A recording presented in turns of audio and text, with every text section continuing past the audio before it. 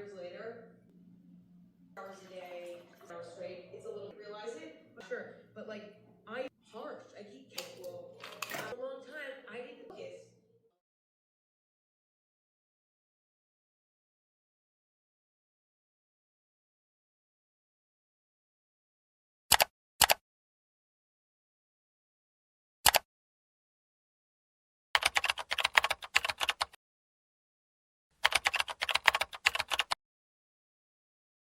To date around without going out.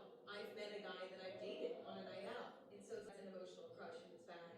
When it's worked for me in the socialize and mingle, I think there's nothing wrong with that. Numb the pain of your breakup. That's again, it's sort of a band-aid. That's not wrong. But if you're going out because you want to find your next fun thing, and there's kind of nowhere else to feed into my social media internet addiction, and I couldn't use. I'm just not really interacting with boys who don't like me. I'm just not really in a phase where I feel the need to escape using alcohol or parties. And you would think, you know, it would be a relief to get rid of all these emotional crutches, right? But no, even though these emotional crutches cause me pain, they cause me a type of pain that I'm more comfortable in. The pain that, you know, it's so much harder to deal with than like a manufactured sort of pain that you're in control of. The pain of reality is out of your control, whereas actually realizing that these things are not working for me anymore. These emotional crutches are ultimately making my life worse. And I know in my heart it's easy. Having no emotional crutches as I feel I do right now is one of the hardest things I've ever dealt with in my entire life. I go shopping and I want to buy stuff. It's a process as I've been, but I think on the other side of it is a much better life. So I invite you to take a look at your own emotional crutches and plant the seed in your brain of how maybe at some point you might move on from them. It's very hard though. It is so hard. Trust me. If I could fucking hit a vape right now, I'd love to, okay? If I could just go spend the whole day shopping, I'd fucking love to. If you are currently trying to get rid of your emotional crutches, I'm sending you my love, because I know it's fucking tough. And if you like this episode, new episodes of Anything Goes every Thursday and Sunday, stream anywhere you get podcasts, social media is at Anything Goes. There's kind of no reason for me to be adding to my home decor Pinterest board as often and as vigorously as I am. But that just proves how much I love the art of home decor. I really do love it. And I'm not a big passion of mine and like my next business venture are in Rhode Island, and how they just totally create that the universe or God or whoever placed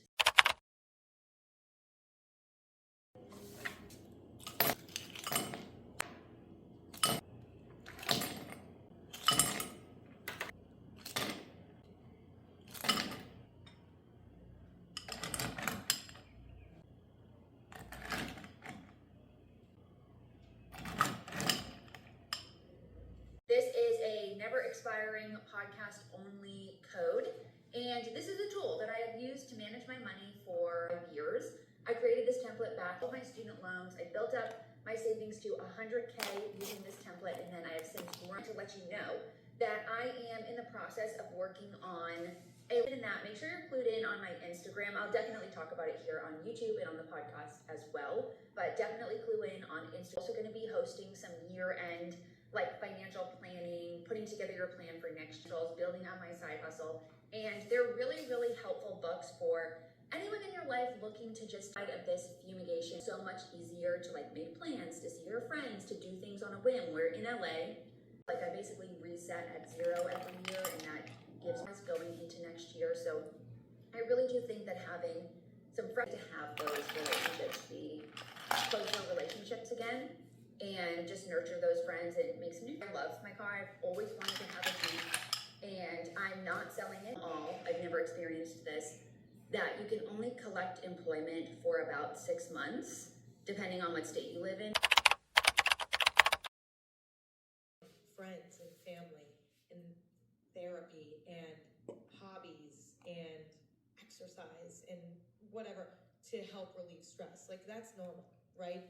It's when we rely on things too much that there's a problem.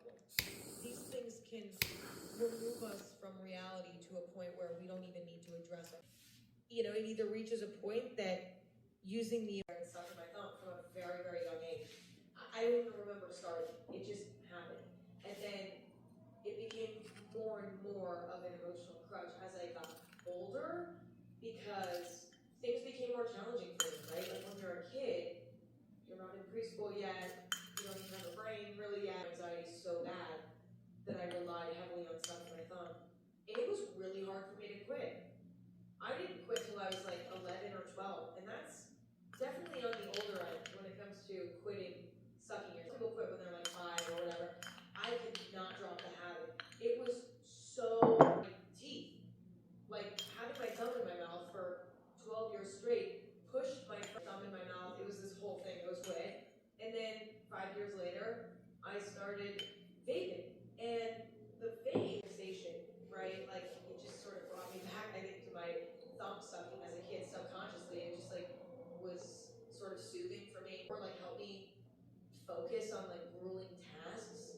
Like in particular, it used to take me 30 hours to edit a YouTube video, which in all, but it's hard to focus, a bit of energy, I like to move around and stuff, and editing, like me sitting on the computer for 10 hours straight, it's a little tough for me. So having an oral fixation helped me focus, helped relieve the uncomfortable feelings that came from that grueling task, and it made it more enjoyable. And then I sort of became addicted to nicotine, and I noticed that nicotine sort of helped me focus, and it also helped me release more happy chemicals in my brain. So I actually had a higher tolerance for doing it in retrospect. I didn't realize it, but I definitely did. Now, I will say, I know people who have far worse shopping addictions than me. I actually don't even think my shopping addiction was that bad. The most dangerous misconception about shopping addiction is that you have to be expensive things. Okay? And that's why I didn't catch my own shopping addiction, because I actually didn't often splurge on like the nicotine is not helping, or I'm bored of doom scrolling on Instagram. I'm buying stuff. It's a slippery slope though, because even if you're buying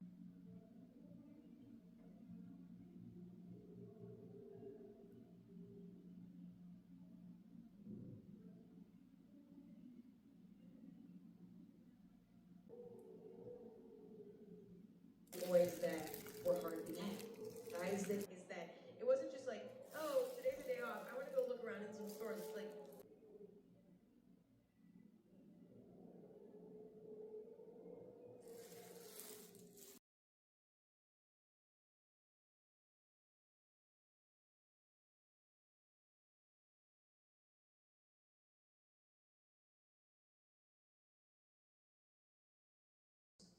I have maintained a sense of humanity when it comes to people I don't really know, but when it comes to people I'm close to, I have no patience. I'm harsh. I keep catching myself being harsh, and I have to walk myself back and be like, oh my god.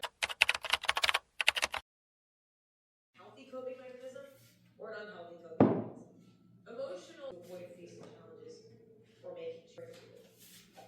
So, how did my emotional crutches form? Kind of do anything. Definitely on the older end when it comes to quitting releasing happy chemicals in my brain. I always had a vape on me 24 hours a day. The second I ran out of pods, I went and got more. That was more doable because of nicotine. Like as a substance, right? The chemical. It became that deep. My vape was like the thread that was like, ooh, this one's tough. I think that this started because when I was younger, in middle school, high school, I never was. It was a distraction. Nicotine updates in a while about my quitting journey. I don't want to speak too soon, but I'm doing pretty well. Okay, let me. And listen, that's a topic in itself, right? I don't want to fully dig into that yet because I'm not ready. There's a lot of epiphany. Life, if you're putting band-aids on it, you're not getting to the root of the problem, and temporarily it might feel better, but long term it gets worse. It infects larger problem, and that's also not healthy. Like, listen, it can give you a false sense of being on top of the world. It is something valid to strive for, and for a long time I didn't.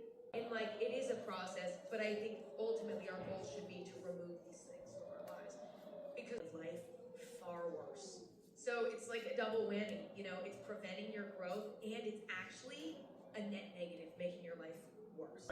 It's so clear to me how these, and with nicotine allows to create a life that I love, which is so interesting because, listen, I know in a while about my quitting journey.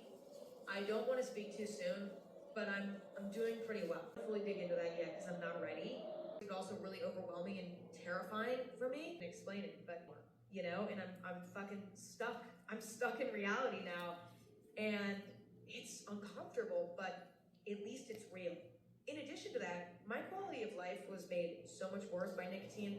Number one, I'm actually not as anxious as I thought. I'm very anxious for sure, but like, I used to be in a constant state of panic.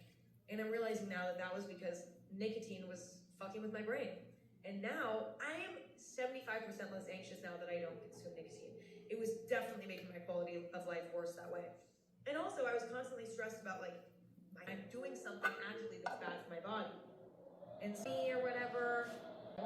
It's crazy too, because in retrospect, like none of these boys knew who I was. You know, I never felt safe to be myself around them. And again, not only is that uncomfortable emotionally, right? My partner can't help me grow up. My similar to the nicotine, only now am I able to really drawer only to be used when I'm gonna post. Now listen, like, do I still watch a YouTube video, still listen to a podcast every once in a while? Sure, but like, I'm not doom scrolling. And it's definitely not an emotional crutch anymore. And now, you know, I'm able to realize how this world online is, start living in that world.